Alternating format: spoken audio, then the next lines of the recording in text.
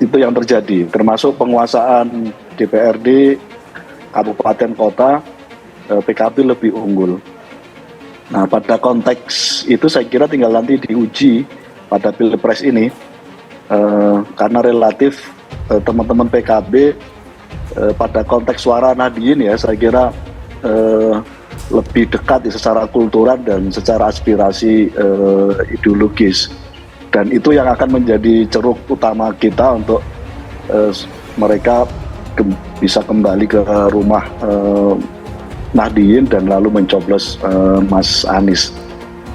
Itu yang pertama. Yang kedua, saya kira ada aspek di mana masyarakat tidak terlepas dari kategori tadi itu. Ya 3 level kan, ada level kultur, ada level struktur PKB, ada juga milenial atau kaum muda. Nah, tiga segmen ini yang akan dikonsentrasi oleh PKB. Terus target PKB untuk meraih suara wakil sampai berapa persen? Ya insya Allah, apalagi kalau dari calon yang ada kader NU tinggal saya yang maju, ya insya Allah akan semakin solid. Berebut suara ya. Kalau kita lihat Pak Prabowo, jelas Pak Prabowo kan sudah punya potret gitu ya, hasil pemilu sebelumnya di wilayah Jawa Timur. Dan kita tahu ya, kalau pemilu 2019 lalu gitu, Pak Prabowo kan suaranya sekitar 34% ya. Lebih tinggi dari sebelumnya, 46 atau berapa persen ya, dari 2014. Artinya waktu 2019 kan Pak Prabowo itu kan hanya menang di 14 kabupaten kota. Pak Jokowi menang di 24 untuk Jawa Timur ya, seperti itu. Nah, yang kita tidak tahu tentu saja Mas Ganjar kan, kita kan lihatnya proksi ini kan harus baca data survei untuk provinsi levelnya dan kabupaten kota. Nah, kalau peluang tergerus itu pertanyaannya kan gini ya, Putri ya.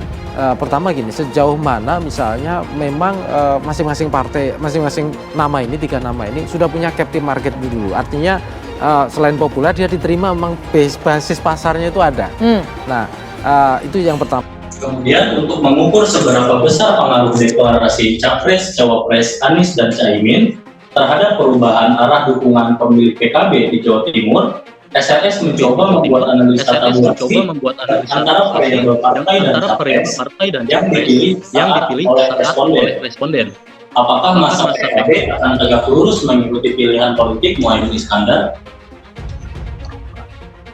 Hasil survei SRS menunjukkan bahwa pasca deklarasi pasangan Anies dan Caimin, konfigurasi dukungan pemilih PKB di Jawa Timur juga tidak mengalami perubahan. Berarti bagian besar responden yang mengaku pemilih PKB masih memberikan dukungan kepada Pak Prabowo Subianto. Survei PRC, 22,4% pemilih PKB di Jatim migrasi ke Anies usai deklarasi. Dikutip dari Detik News Jakarta, Politika Research and Consulting PRC merilis hasil survei terkait pemilih Capres dan Parpol di Jawa Timur. Hasilnya terdapat migrasi atau perpindahan pemilih PKB ke Anies Baswedan. Survei dilakukan dengan metode mewawancarai lewat tatap muka face to face dengan margin of error 2,7%. Wawancara dilakukan pada tanggal 7 sampai 12 September 2023. Total responden yang berhasil diwawancarai 1.200 responden yang berusia minimal 17 tahun atau sudah memiliki KTP. Responden tersebar secara proporsional di 38 kabupaten kota.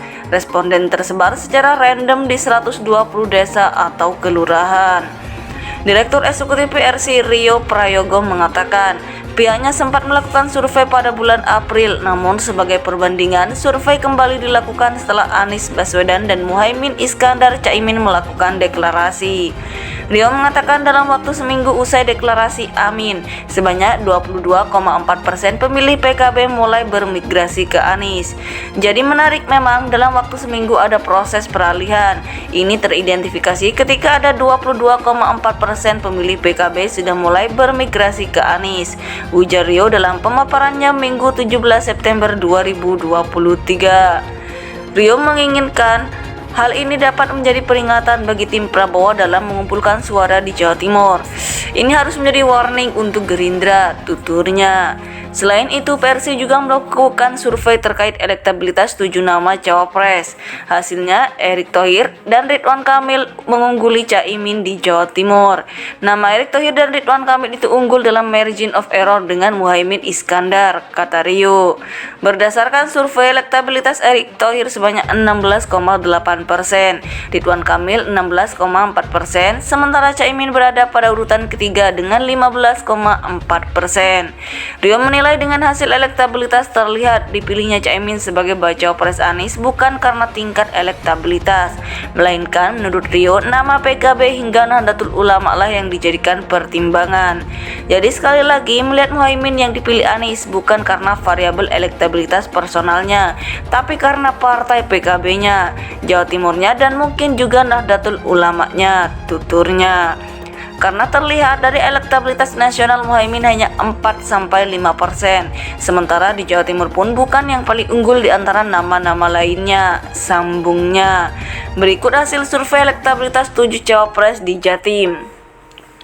Erick Thohir 15,8%, Ridwan Kamil 16,4%, Muhaimin Iskandar 15,4%, Sandiaga Uno 12,6%, Gibran Rakabuming 10,8%, Agus Harimurti Yudhoyono 1,2%, tidak menjawab 16,8%. Politika Research and Consulting PRC merilis hasil survei terkait pemilih capres dan parpol di Jawa Timur.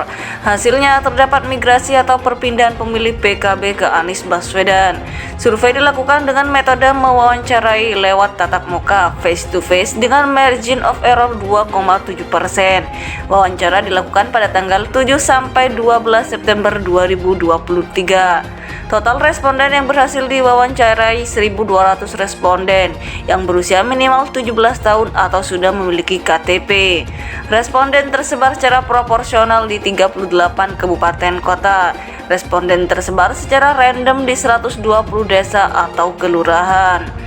Direktur Eksekutif PRC Rio Prayogo mengatakan, pihaknya sempat melakukan survei pada bulan April, namun sebagai perbandingan, survei kembali dilakukan setelah Anies Baswedan dan Muhaimin Iskandar Caimin melakukan deklarasi.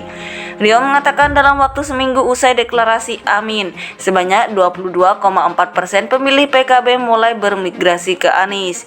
Jadi menarik memang dalam waktu seminggu ada proses peralihan. Ini teridentifikasi ketika ada 22,4% pemilih PKB sudah mulai bermigrasi ke Anies, ujar Rio dalam pemaparannya Minggu 17 September 2023. Rio menginginkan hal ini dapat menjadi peringatan bagi tim Prabowo dalam mengumpulkan suara di Jawa Timur.